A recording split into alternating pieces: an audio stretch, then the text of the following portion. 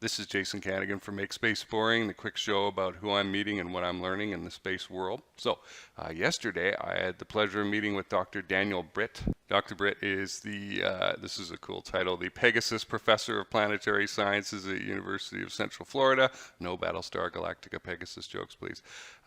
He has been on the science team of 4 NASA missions, that's a lot, and is on one right now called the Lucy mission. That's launch date's coming up next year. They just passed their CDR last fall.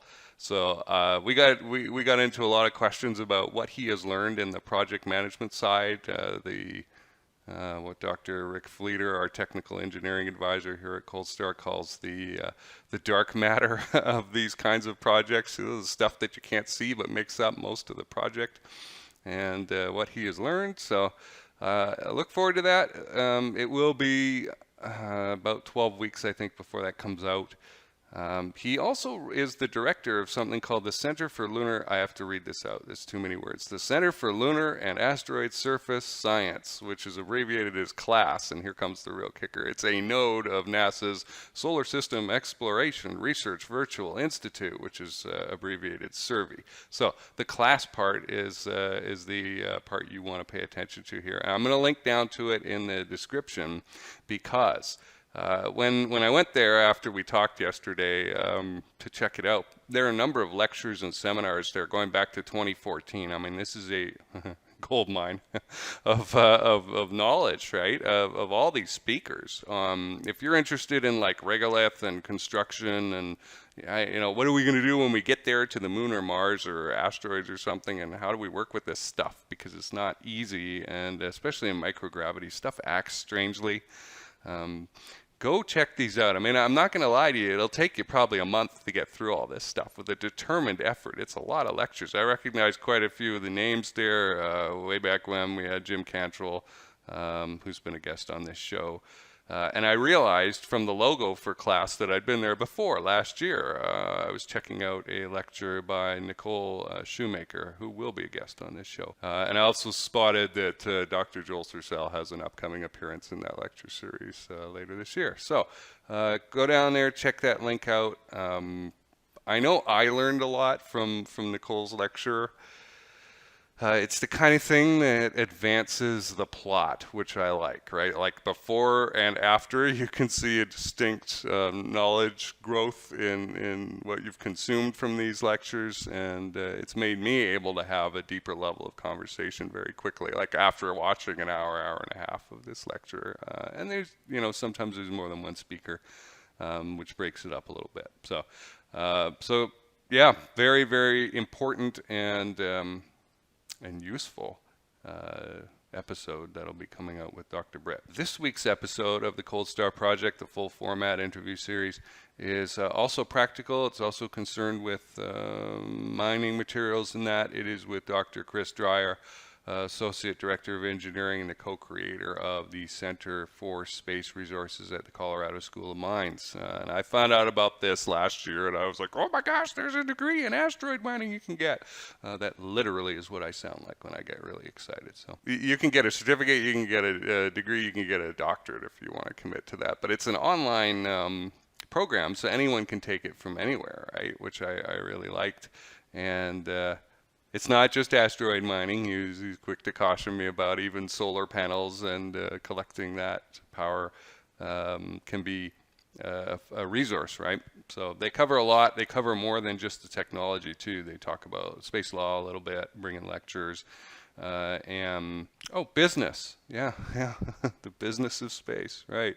And that is what we are about here. When I say make space boring, I don't mean make it dull. I mean make it placid, make it calm, make it normalized so that people are going to space jobs using space technology and space-made products and services like they do terrestrial similar items today, where it ain't no big thing. They just do it. And this is important because for those of you who don't know, the commercial sector of the space economy in the US and around the world is not that big.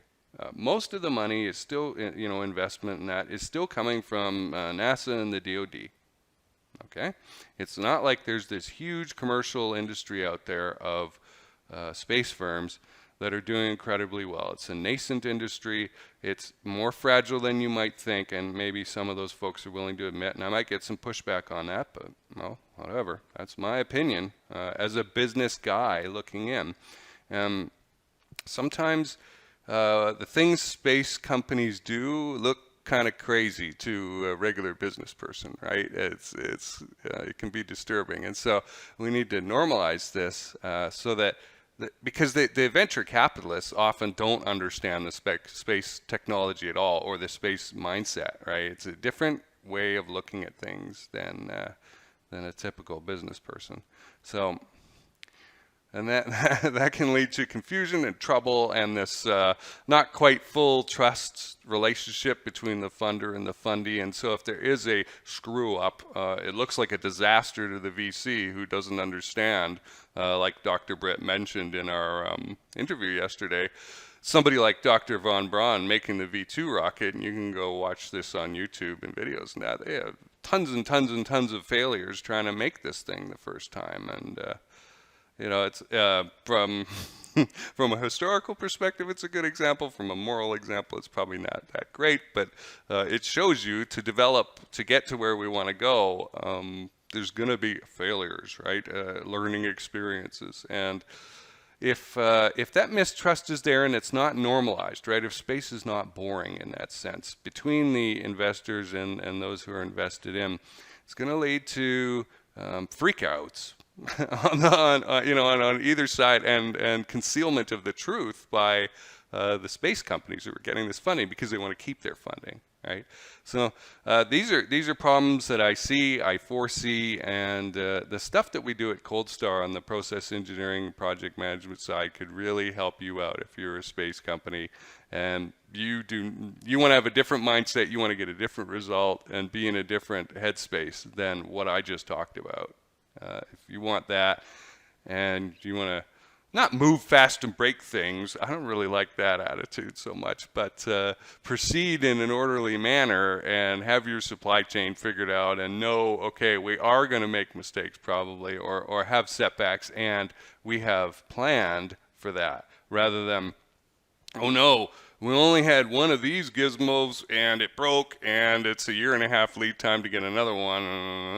The project timeline doesn't allow for that, right? What are you going to do now? Now we have an emergency. I want to help you avoid stuff like that. So if that's interesting to you, come and talk to me. I'm easy to find. I'm on LinkedIn, as you could see. And you can always go to the coldstartech.com site and book an appointment to talk with me from any page on there, just about. Check out the links in the description below. I'll link to the class lectures pages because there's current and archive, and also Dr. Dreyer's episode for the Space Resources program at the Colorado School of Mines, which is this week's release. Thanks for watching, and I will see you Thursday.